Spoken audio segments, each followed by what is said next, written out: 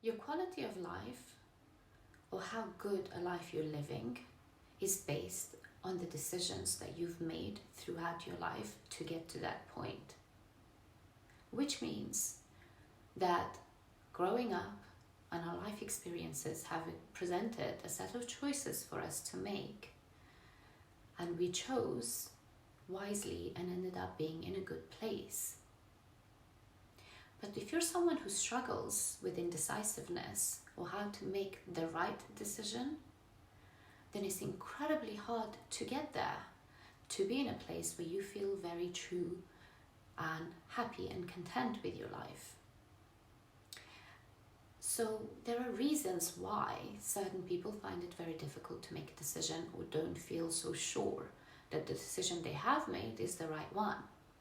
And in order for us to get good at making decisions and figuring out what's wrong and right, we need to unpack the why and learn what it is that's stopping us, fixing it, and then start being more confident about the decisions that we make. I'm Hamasa. Welcome to my page. If you haven't been here before, please do subscribe. I look at personal development as well as mental and emotional well-being and just day-to-day issues. And if you're coming back, say hello in the comments below. Good to have you back. Decision making is never easy. This topic came up from one of my followers sending a question in about saying, how do you know when you've made the right decision, or how to make the right decision when it comes to culturally being pressured about marriage? So that's why I'm going to use the example of getting married in this instance, but just making good decisions or making the right decisions for you. It's kind of the same theory applies across board. It's all the same. And the why that I wanted to discuss first is that it's not about so much the decision itself that we're fearful of. Be it small or big, be it going to a restaurant and ordering the wrong food and getting major FOMO that your friend has the nicer meal, or changing your career. Whichever way that may be, if you're struggling with that, it's not so much about the decision. It's more to do with what you make the outcome mean to you. Now, if you feel like you're going to continuously blame yourself and you're going to wallow in your failure, you're going to not want to take responsibility, you're going to look really bad, it can make or break you. And if you're going to put so much emphasis on this one decision, then it's not so much the decision, but what you're actually making the outcome reflect on you, how you will perceive yourself. Now, let's say you make this decision and you fail. Are you going to kick yourself when you fall? Or are you going to catch yourself when you fall? And if you're finding it very difficult to make that decision, that's probably because you then self-punish for making the wrong decision. Why do we do that? We're going to go deeper into this. And I'm going to bring this up again, which I do time and time over on all my videos. But I know that it's very hard to wrap your head around this, because through social media and so on, when you look at the whole notion of self-love, it's very like fluffed up and Gen Z style, like that's how it's portrayed to us in like memes, and mostly about body image and like wearing clothes. So it's still on a superficial level. But what I mean by self-love and why it's so important, maybe the term self-love isn't the best way to describe it, but it's more to do with self-acceptance and self-awareness. If you have self-acceptance and self-awareness, that is self-love. But if you break it down and look at it in those two aspects, they then help you make decisions because you have a good understanding of yourself. You are sure of who you are, what you bring to the table, what you can do, what you're capable of, and what you're not, what your weaknesses are, what you need to work on, what you need to take a step back on. So that's what self-love really boils down to. It helps you in all aspects of life. It helps you in other areas that you don't necessarily associate the self-love, quote unquote, with decision making, with career choices, with speaking up for yourself in cultural environments like marriage pressures. So the more you understand yourself and have knowledge of yourself, you're self-aware, your likes, your dislikes, you then have a better judgment and a better trust in your decisions that you will make. Because that's not to say that you will always make the right decisions. Not at all. Nobody can do that because life is very unpredictable and there are other people involved that you can't predict what they're going to do. You can't foresee that. But it's understanding that no matter what the outcome is, you can still own it and take responsibility for it, and you will be okay. Whether it works out to your favor or it doesn't, you can deal with that when the time comes. Not right now. You're not going to eat yourself up about it. You're not going to drive yourself crazy. You're going to make a decision, and then you're going to stick it out. And whatever happens, you can face it. That's what self-awareness and self-love and self-understanding, respect, and all those selves come under. So when I make decisions, it's because I've worked on myself to really understand my strengths and weaknesses. And when it comes to decision making, I can then understand that regardless of which way this goes for me, or whatever that means, it doesn't mean that I'm stupid, I can never do anything right, this is my fault, I always fail, how can I let this happen again, No, it's life, you have to take some risks. You know that if it works out, great. If it doesn't, either way, what am I taking away from this? What have I learned from this? What value did it bring to me? What will I not do in the future? And what did it overall teach me and the experience it gave me? Either way, it's a win for me. That's how I choose to make my decisions. And I've worked on that, and it takes practice. Decision making is a skill. So like any other skill, the more you practice it, the better you become at it. So that's why it's important for us to understand and learn ourselves so that we can practice making these decisions. And understanding why we're fearful of it is really the outcome. And the outcome is what we make it mean to us in our heads. For example, ordering the wrong food. Oh my God, I'm going to have the worst meal. I'm not going to feel satisfied. It's a waste of money, waste of time, Or you could go with the decision you've made. Oh, and it's like, whatever, I ordered it now, I know not to order this again. I'm going to eat again later. I'm going to have dinner. This was lunch, whatever. Like, I will not die from this. I will eat again and I will enjoy it.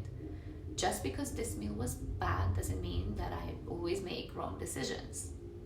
Because when you apply that theory to small things, you become comfortable and you get more practice in then applying that to bigger things. My next thing for you guys to take into account when it comes to decision making is, if it's a very big life-changing decision, if you're genuinely not ready to make it, do not make it. Don't feel pressured. Give yourself the time you need, because you need to learn the context of the situation. When I say give yourself time to think and figure it out, understand that there's a difference between avoiding making a decision and just letting it like boil and just like brew, or you genuinely need more information and more context to the situation before you can make your decision. And if that's the case, then do not rush it. If it's big, don't feel pressured. Go at your own pace, get the intel you need, and then decide on what's right for you. So now that we've unpacked the why of what we're fearful in making decisions, we need to see what is the right way to make a decision. And like I said, there is no right or wrong way, because we can never really predict the outcome 100%. It's all thoughts in our own heads, it's all speculation. But there is a way of looking at decision making to feel authentic and true to you. Because like I said, the decision at the end of the day is about the outcome and who we can blame. If we can blame someone else, then it's easier. Then we're not the bad guy. But if the blame falls on us, then it's more scarier. So we need to sometimes we feel like if we take a step back and let someone else make that decision for us, then that becomes their problem. But it's not about that. Like I said, it's about being able to take responsibility. And the only way that you can truly feel like you can take responsibility and take that decision into your own hands is to see whether you're making decisions from your head or your heart. And my advice to you would be that when you make a decision, always go with what you truly believe in your heart and in your gut, and not in your head of what's the right thing to do. Because when it comes to making a decision, you have to look at, okay, if I go with this, is this going to expand me or shrink me?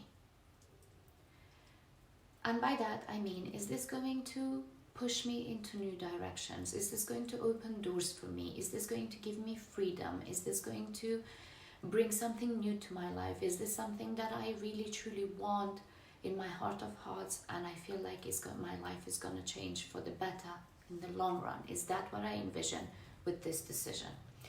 And if a decision then shrinks you, as in, is this going to silence me? Is this going to change my life and contain me, restrict me, hold me back, limit me? Then that's when you know what's the wrong or right decision. Because temporarily, for the time being, maybe something that will shrink you, so your head will think, well, if you do this now, you're going to keep the peace. Which brings me down to the marriage example. If you're being pressured into getting married and that's not what you want to do,